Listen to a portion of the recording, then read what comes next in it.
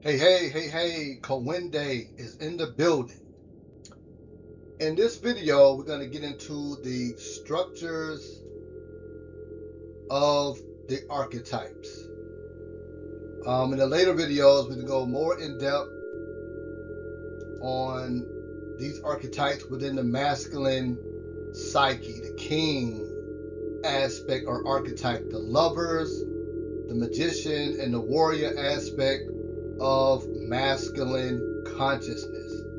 But in this video, we're going to get into a few more archetypes. If you missed the first video, this is not an attack on masculinity.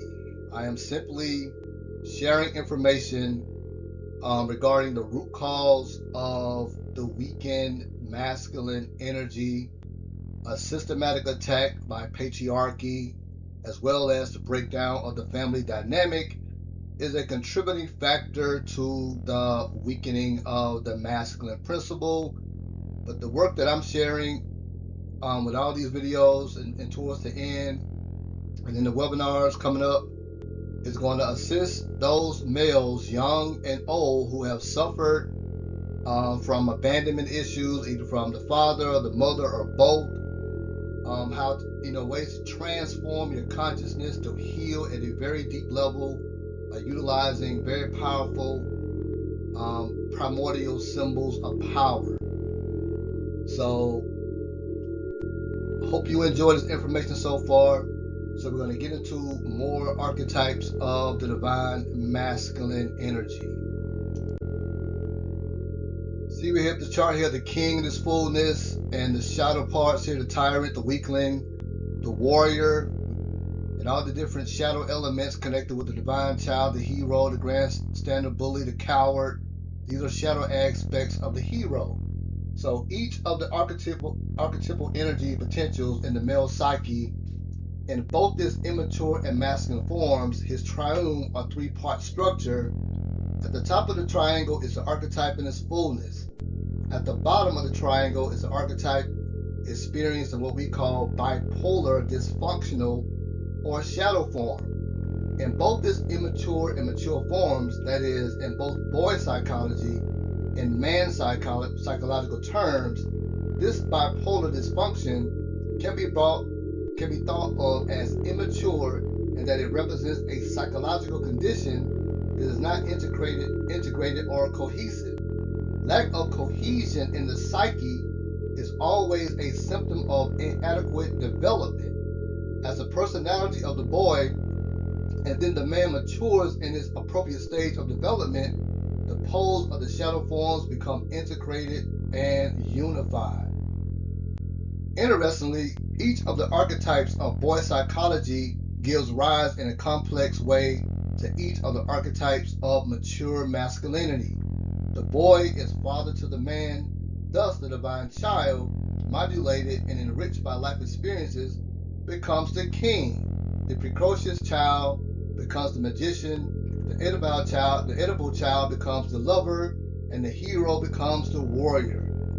The four archetypes of boyhood, each with a triangular structure, can be put together to form a pyramid that depicts the structure of the boy's emergent identity, his immature masculine self.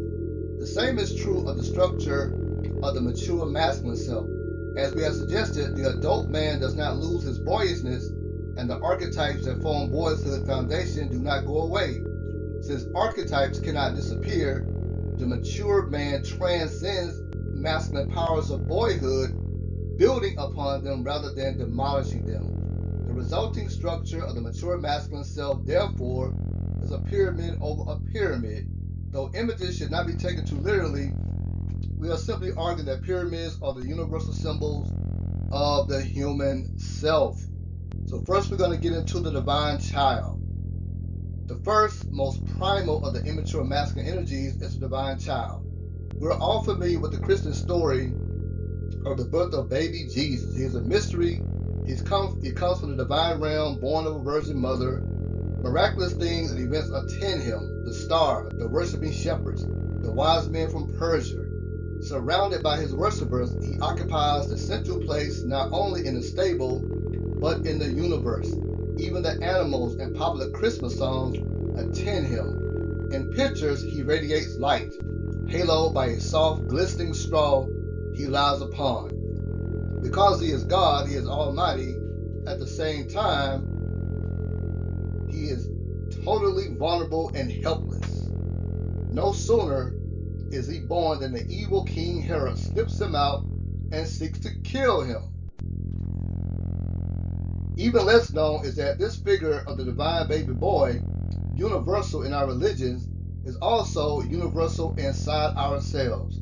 This can be seen from the dreams of men in psychoanalysis who frequently, especially as they start to get better, dream about a baby boy who fills the dream with life and joy and a sense of wonder and refreshment. Often too, when a man is in therapy starts to feel better, the urge comes to him, perhaps for the first time in his life, to have children. These events are signals that something new and creative, fresh and innocent is born within him. A new phase of his life is beginning. Creative parts of himself that he had been unconscious of are now thrusting upward into awareness.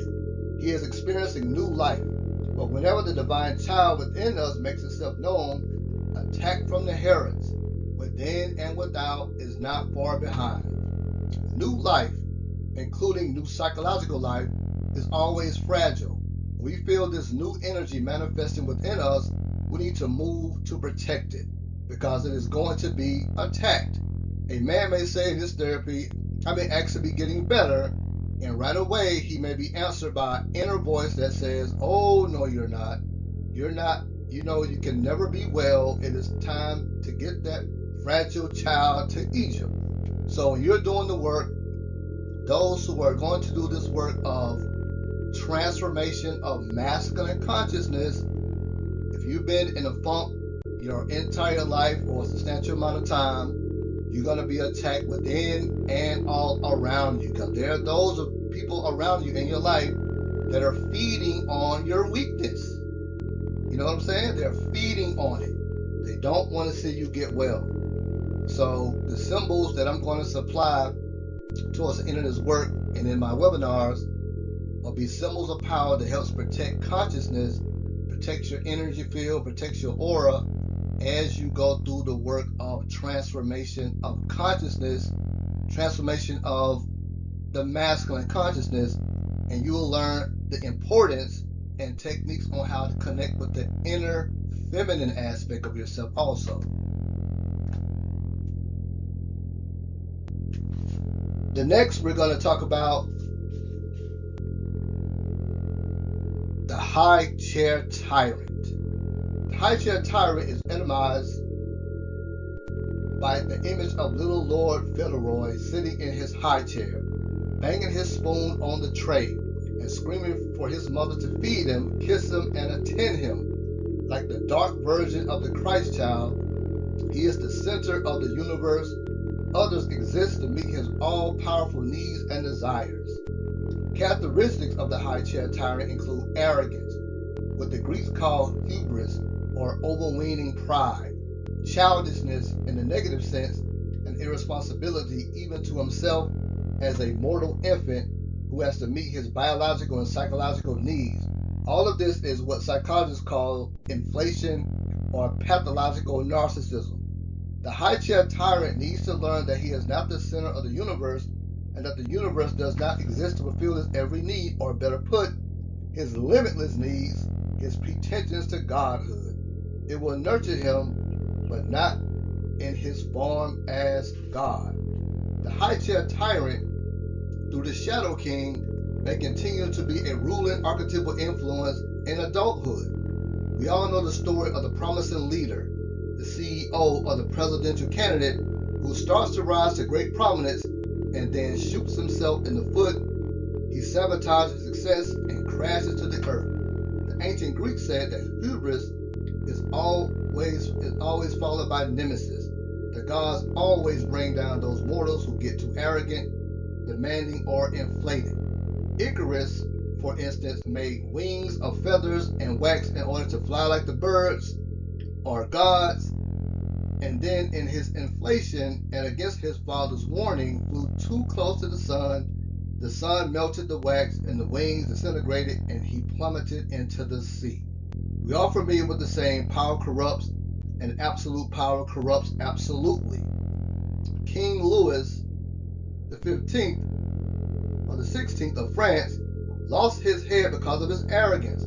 Often we as men rise in a corporate structure, and as we gain more and more authority and power, the risk of self-destruction also rises. The boss who wants only yes man, who doesn't want to know what's going on, the president who doesn't want to hear his general's advice, the school principal who can't tolerate criticism from his teachers, all are men possessed by the high chair tyrant, riding for a fall.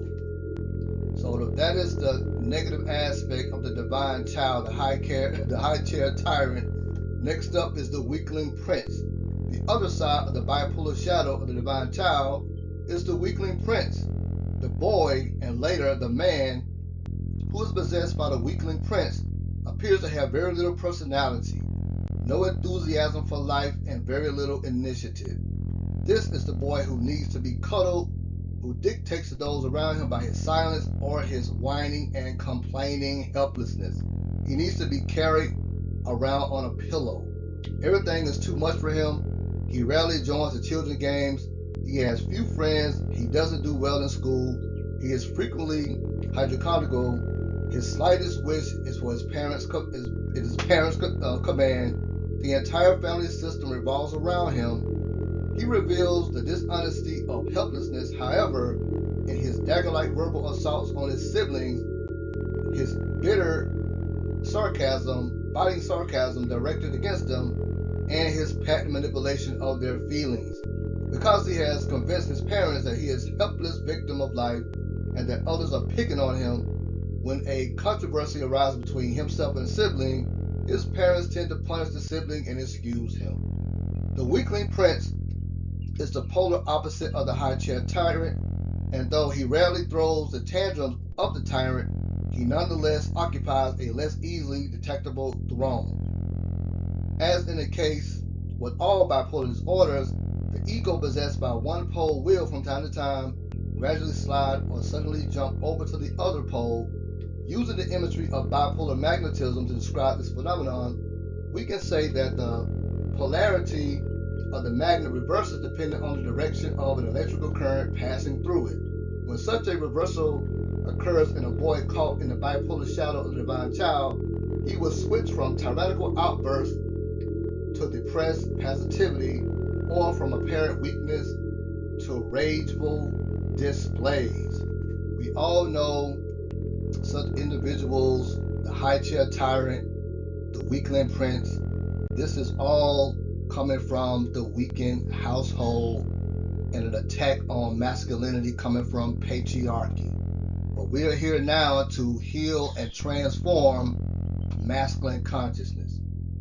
So the next up, we're going to talk about the precocious child in the next slide. See here, we see the magician in his fullness, the lover in his fullness, precocious child, the Oedipal child, all the different shadow aspects of these archetypes. The precocious child, this is a wonderful statue. We've all seen the wonderful statue of the ancient Egyptian magician and advisor, Imhotep. As a boy, Imhotep is sitting on a little throne reading a scroll. His face is gentle and thoughtful, but alive with an inner glow. His eyes look down at the written word that he holds reverently in his hands. His posture shows grace, poise, and concentration, and self-confidence. It's not a true portrait. This statuette is really an image of the archetype of the precocious child. The precocious child manifests in a boy when he is eager to learn, when his mind is quickened, when he wants to share what he is learning with others. There is a glint in his eye and an energy of body and mind that shows he is adventuring in the world of ideas. This boy, and later the man, wants to know the why of everything.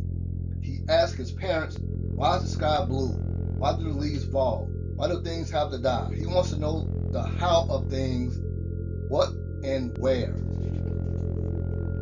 Precocious child is the origin of our curiosity and our adventurous impulses.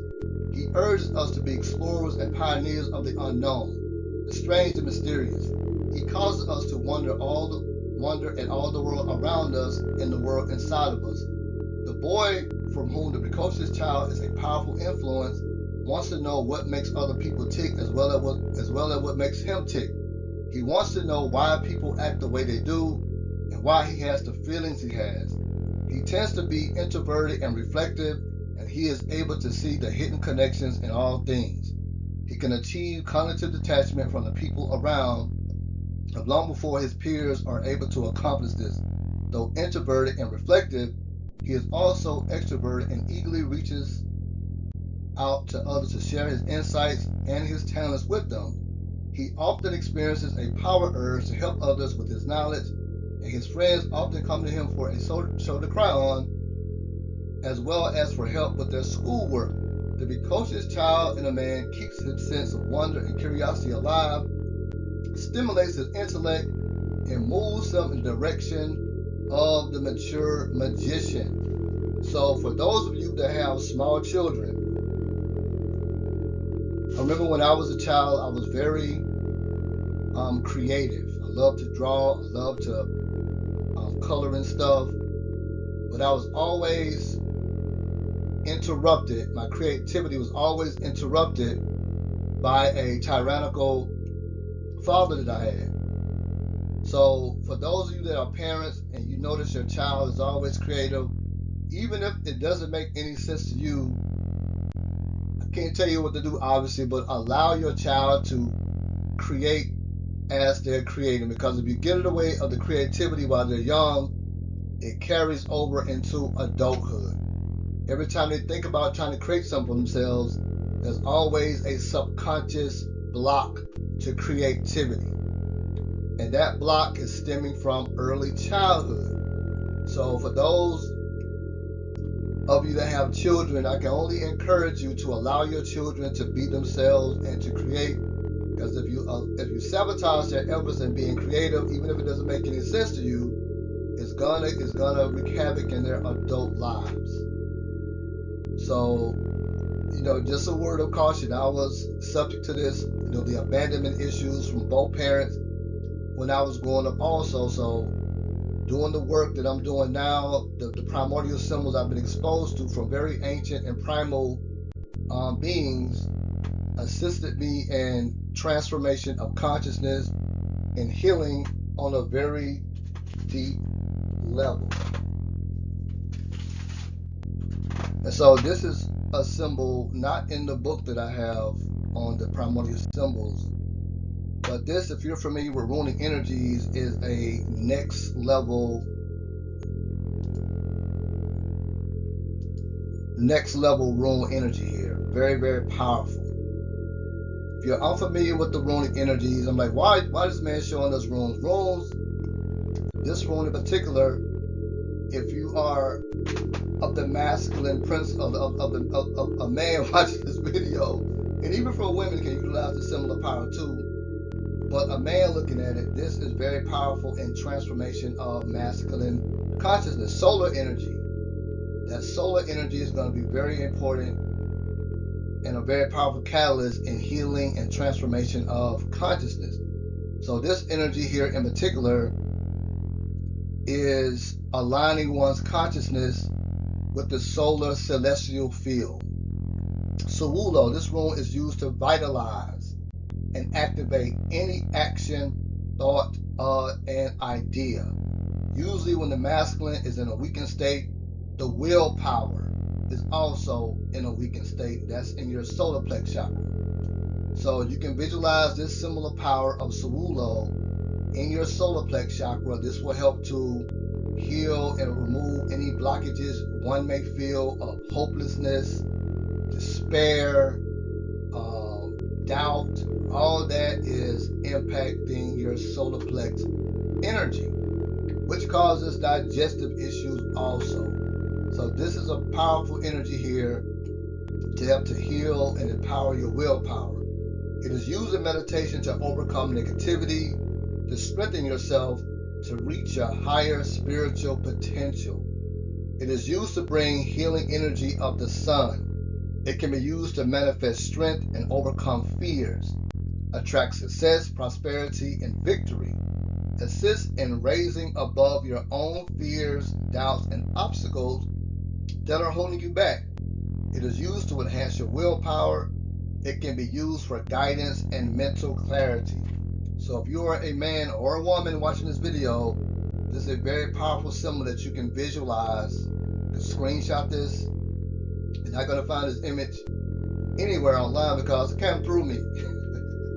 Do a lot of work with a lot of ancient energies that are beyond space and time, very powerful beings that I work with, that I'm privy to a lot of powerful information. So this symbol of power, Sowulo, you simply sit still and you want to invite this symbol of power into your consciousness. Now you can ask and invite the symbol of Sowulo or this symbol of power to permeate your consciousness, permeate your aura, permeate your spirit, permeate your nervous system, permeate every fiber of your being. So see the image. It's very important that you see this symbol of power combing your aura. Feel the energy flowing through your aura. Call upon the energy and state the intentions that you just heard to strengthen your willpower, to assist you in attracting greater success. More likely, if you're in a weakened state, you're probably struggling financially. Because when the willpower is weak, everything suffers. It's hard to create when your willpower is weak. So this is a symbol that will assist in strengthening your willpower, overcoming any type of fears you have. And I'm here to tell you the healing that I've undergone. I'm able to, when you're holding on to a lot of fears, abandonment issues, there are demonic influences that are feeding on your fears, feeding on your doubt, feeding on your abandonment. And I was able to see these entities that were attached to me. It was so crazy. I'm able to see these spirits that was attached to the energy of abandonment. There are real demons attached to these negative emotions. And the longer you stay in that frequency, the more they're feeding on you. And so you have to find very powerful ways to cut the cord of these demonic influences. And I'm here to tell you, you're not going to eat your way out of it, and you're not going to talk your way out of it. You're not going to grab a pair of scissors and cut it out of your life. You have to use some real serious magical energy to cut these cords and to transform your consciousness. So you can ask this energy or invoke this energy or invite this energy to assist you in attracting greater success, victory over the mental blockages that you may be dealing with. Ask and invite this particular energy of Sowulo or this energy of, or this primordial symbol of power for guidance, mental clarity. This is solar energy, and you will know that you have really tapped into this symbol when you feel yourself getting hot.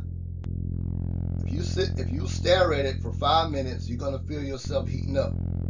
This is solar energy. Remember, the sun, everything around you is holographic.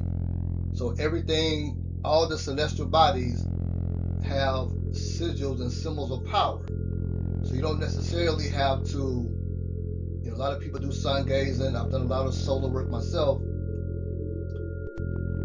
You don't necessarily have to be in the sun. If you have solar symbols of power, you can still connect with the energy of the sun without having to actually be in the sun looking at it with your, with your eyes or whatever the case. And so in the work that I'm going to be talking about in the next slide or two, I have very powerful solar symbols that will assist in all types of healing and transformation. So again, you want to ask and invite this particular symbol of power to permeate your soul, permeate your mind, permeate your consciousness, permeate your nervous system, permeate your aura. It's very important to empower your nervous system, because when you're trying to attract great wealth for yourself, you have to align your nervous system with great wealth also, Otherwise, it'll be very challenging to attract greater prosperity and greater wealth for yourself if your nervous system ain't ready for that type of action. So you can also ask and invite this particular symbol of power to align your consciousness and nervous system with the flow of prosperity and abundance. The more you work with it, the more the energies will awaken within your subconscious mind. If you suffer from any type of doubt, more likely if you're in a weakened state, you can also invite this energy to awaken within you more optimism, more hope, more faith. You want to focus not so much on fear, anxiety, or worry. You want to focus on the polar opposite. You want to tap into the Hermetic law of polarity. So you want to invite this energy to awaken within you more faith, more hope, more optimism, more confidence. This is solar energy here. So the more you put these intentions, you can write your intentions down and memorize them because you want to really work with this symbol of power.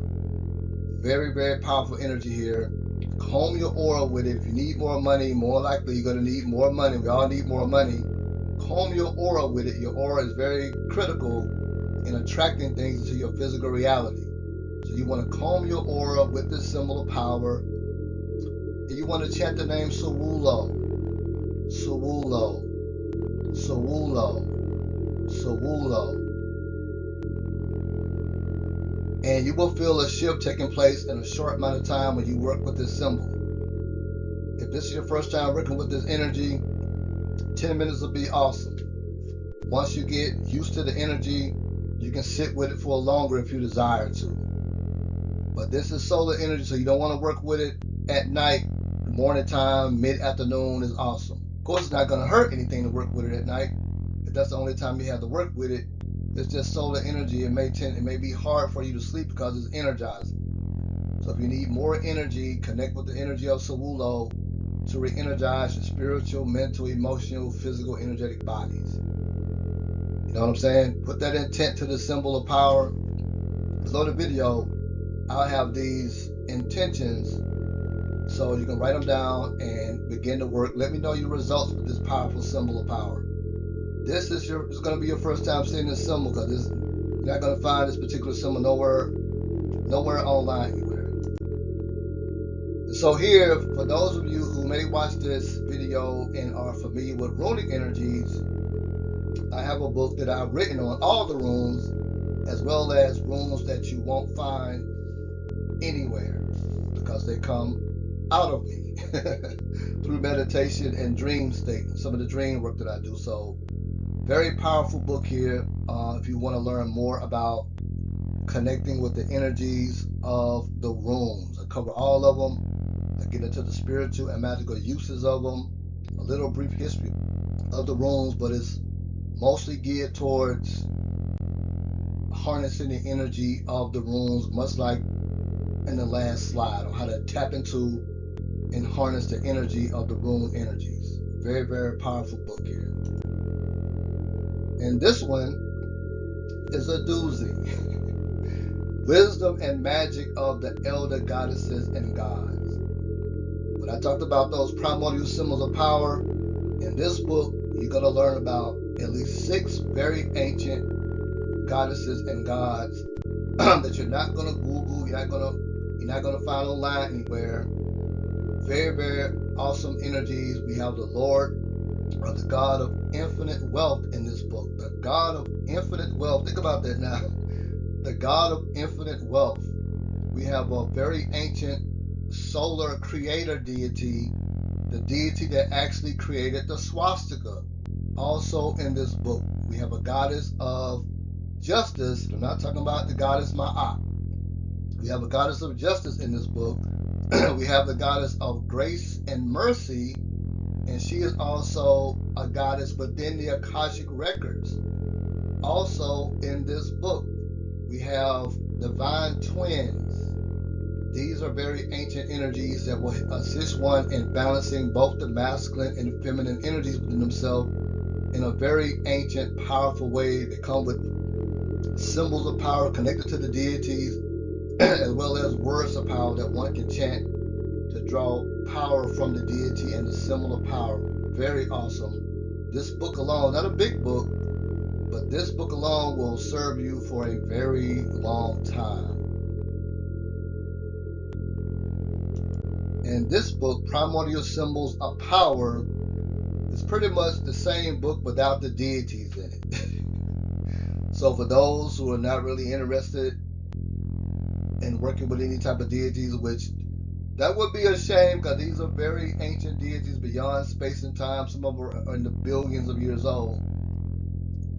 Awesome, awesome, awesome. We have the God of Justice also in that book. Justice and protection, ultimate protection, also in that book. And he provides us with a symbol that cuts and clears all attachments, obstructing the soul's highest mission, returning loss, or stolen fragments of higher consciousness abandoned doing spell work, curses, or tricks laid against you. Very, very powerful symbol of power that clears and heals on a very deep level. Symbols that you're not going to find anywhere online, anywhere. So we have the wealth symbols connected with this book, solar symbols, black sun symbols, healing symbols, emotional healing symbols, symbols for metamorphosis, meaning they're symbols that transform your ego consciousness to that of your God consciousness in this book. Also symbols for awesome protection and symbols that helps unlock higher consciousness. This symbol is also in this book. So once you get the book, you will know what it represents and how to utilize it. So with those of you that are interested in the books, hit me up through messages or email and I will give you more details. So hope you enjoyed this information. And again, this is not an attack on masculinity. I'm just simply here to share information that will assist those males that have been in those broken home dynamics, abandonment from the father or the mother or both, and it's time to heal and transform consciousness. This is not some therapy. This is not some change your diet. You know what I'm saying? This is not that. This is powerful symbols that will heal and transform all levels of your consciousness, and you will begin to move like a king/deity in this realm. And really, to get more productive, you got AI taking over everything, so you really now time to really tap into the truth of yourself, to awaken more creativity within yourself. And these symbols of power will help as they have helped me along this journey. So until next time, Kawende. Peace.